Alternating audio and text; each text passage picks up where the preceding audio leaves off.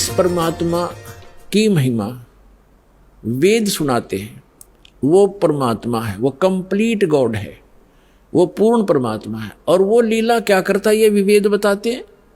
एक तो लीला बता दी कि वो परमात्मा जब शिशु रूप धारण करके आता है उसकी परवरिश की लीला कंवारी गायों से होती है। अब दूसरा ये है कि वो परमात्मा ऊपर रहता है सतलोक में, सतलोक में जिसे अविनाशी लोक कहते हैं, शाश्वत स्थान कहते हैं, वहां रहता है और वहां से गति करके आता है। और यही परमात्मा, यही वो महापुरुष बताते हैं जिनको भगवान मिले।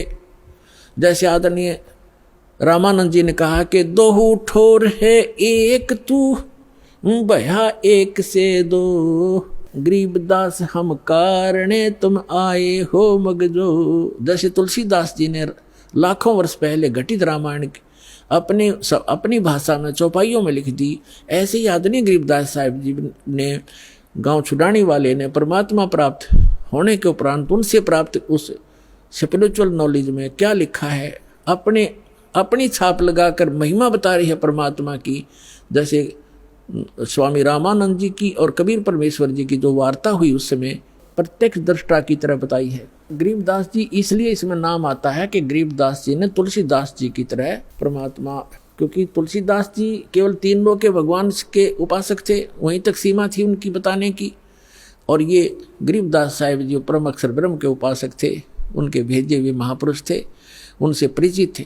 तो उन्होंने उस महापुरुष की महिमा बताई है कि रामानंद जी और कबीर परमात्मा की जब गोष्ठी हुई तो रामानंद जी को परमात्मा सचखंड लेकर गए, सतलोक लेकर गए, शाश्वत स्थान दिखाया और बताया कि जो आपके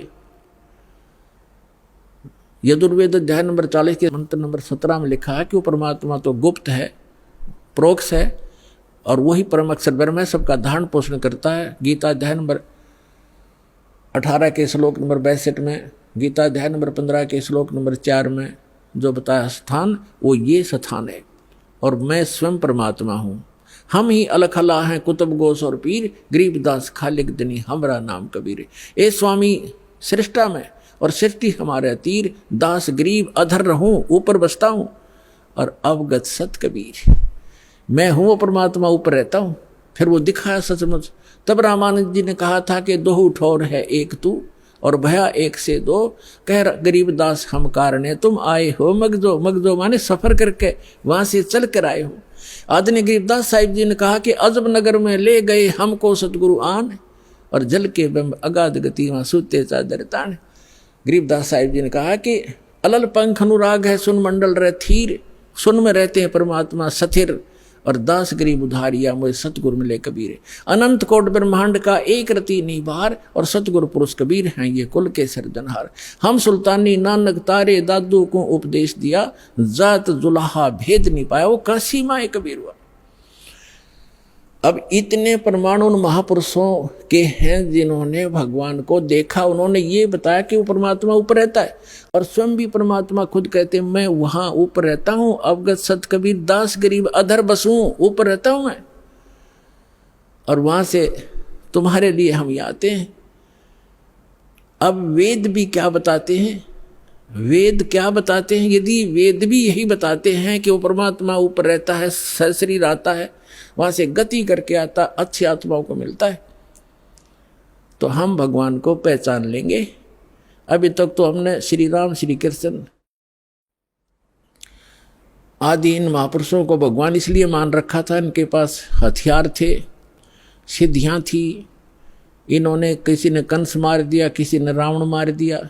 हम उस भगवान के पुजारी है जो मारता नहीं, वो सबका रक्षक है, कर्माधार पर छोड़ देता, जो जैसे करेगा वो भर लेगा, लेकिन वो मारता नहीं और मरता भी नहीं किसी से, उसको डर नहीं, हथियार रखता नहीं। इसलिए तो उस परमात्मा के पुजारी हैं जो कभी किसी को मारता नहीं। एक जुलाहा बनकर एक गरीब व्यक्ति की तरफ धारण पोषण, अपना पालन पोषण भी, निर्वाह भी स्वयं करते हैं। वो हमारे लिए एक लीला करते हैं, हमें एक गाइडलाइन देना चाहते हैं। ये एक आपका विद्यार्थी जीवन है, ये मनुष्य जीवन। और जैसे जो विद्यार्थी मनुष्य विद्या काल में और बकवाद करता है, सिनेमा देखता है, बढ़िया पेंट पुंट गाड़ के और सैर सपट्टे को घूमता रहता है, बकवादें करता है, वो फेल हो जाता है।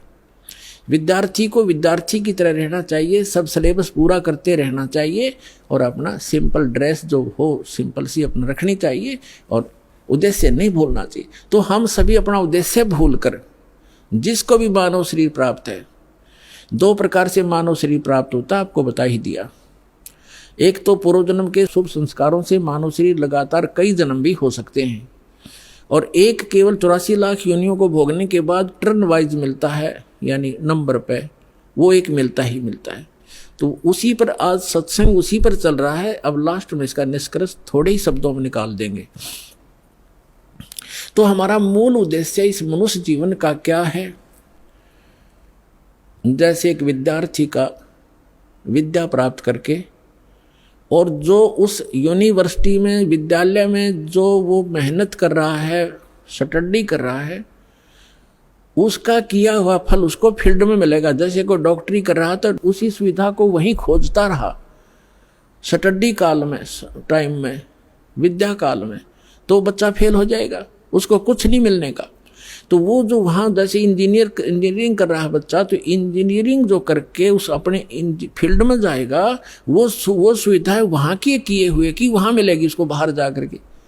तो आप जी मनुष्य जीवन प्राप्त प्राणी एक विद्यार्थी हो, और जो विद्यार्थी अपने दिग्भ्रष्ट हो गए हैं, उद्देश्य भूल चुके हैं, वो फिर बहुत दुखी होंगे।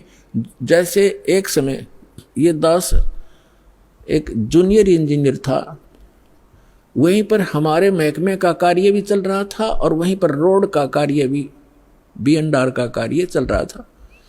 वहाँ एक व्यक्ति अपने बच्चों समेत, उसके बच्चे वहाँ मिट्टी में सो रहे थे, वहाँ वो टोकरियाँ मिट्टी डाल रहा था सड़क पर, और उसका सहपाठी था, वो वहाँ का एक्शन बना हुआ था B&R का, बिल्डिंग एंड रोड्स का। वो वहाँ आया, वो इंस्पेक्शन करके चला गया। तो उसके जाने के बाद वो व्यक्ति कहता है, मजदूर, वो क्या कहता है कि मेरे कर्म फूट गए, मेरे भाग फूट गए। मेरा ये सहपाठी था, मेरा क्लास फेलो था, ये इसका ये नाम है, ये उस गांव का है, हम एक स्कूल में पढ़ा करते थे उस दूसरे गांव में, और ये पट गया, देखो ठाठ कर रहा है, गाड़ी में चलता है, इसके बच्चे पंखों के नीचे सोते हैं और मेरे बच्चे मिट्टी में पड़े हैं, मेरे भाग फूट गए। मैं भी पढ़ लेता, शिक्षा ग्रहण कर लेता, तो मैं भी ऐसे मौज करता। तो यहाँ परमात्मा कहते हैं, आज 6 दिन पाछे गए और गुरु से किया ना हेत, अब पछतावा क्या करे, चिड़िया चुगी खेत। तो आज आप उस अतिथि में हैं जो भक्ति नहीं करते, और करते हैं तो शास्त्र विरुद्ध करते हैं, और इस मनुष्य जीवन पा करके जो साधना सत नहीं करते, वो बाद में ऐसे पछताएंगे जैसे वो मजदूर पछता रहा था। तो आप जी का जो यहाँ मूल कार्य है, मनुष्य जीवन प्राप्त प्राणी का पूरा सतगुरु प्राप्त करें और पूरा ज्ञान। अब पूरे गुरु का आपको पता नहीं था, आपको एक बालक को सभी पूरे नजर आते हैं, क्योंकि जो भी संत बना हुआ है उसने कुछ तो बाणी बुणी, कोई वेद मंत्र, कोई गीता मंत्र को कहीं ना कहीं से वो तो उसने कंठस्थ कर ही रखे हैं, और वो हमारे लिए बहुत भारी हो जाता है। जो लगातार संस्कृत बोल दे, को बड़ी बड़ी कथा सुना दे, हम न सोचे महापुरुष पढ़ा है तो बहुत गजब का। तो हमें ज्ञान नहीं था, तब हमें ज्ञान होगा, हमारे पास एक ISI मार्क का एक पैमाना होगा, फुट रूल होगा, हम तुरंत नाप लेंगे इसका साइज क्या है, हम उसको रिजेक्ट कर देंगे। अगर हमारे वेदों से नहीं मिलता उसका ज्ञान तो रिजेक्टेड है। तो मनुष्य जीवन प्राप्त प्राणी जो भक्ति नहीं करते और करते हैं शास्त्र विरुद्ध करते हैं, तो वो अपना जीवन नाश कर रहे हैं। जो विद्यार्थी और जो टीचर आउट ऑफ सिलेबस पढ़ाता है, पाठ्यक्रम से हटकर ज्ञान देता है, नावल सुनाता है, कोई फिल्मी स्टोरी सुनाता है, अपने जो पाठ्यक्रम से बाहर का जो ज्ञान है वो एग्जाम में काम नहीं आता, और एग्जाम में जो वही काम आएगा जिसने सिलेबस पढ़ रखा है, पाठ्यक्रम पढ़ा है। तो हमारा पाठ्यक्रम है 4 वेद, 18 पुराण और श्रीमद् भगवद गीता, कुरान और बाइबल, क्योंकि हम सभी मानव हैं, पूरे विश्व के हम एक ही परमात्मा के बच्चे हैं। जीव हमारी जाति है, मानव धर्म हमारा, हिंदू मुस्लिम सिख ईसाई कोई धर्म नहीं है न्यारा। हम केवल भगवान के लिए बंटते चले गए और भटकते चले गए। अब उसी परमात्मा ने आके हमें फिर इकट्ठा करने की चेष्टा की है, उस समय हम समझ नहीं सके क्योंकि हम अशिक्षित थे। अब हम शिक्षित हैं, सदग्रंथ हमारे पास हैं और तत्व ज्ञान दास को परमात्मा ने दे रखा है। ये आपके रूबरू कर दिया है। अब इसको आसानी से समझेंगे।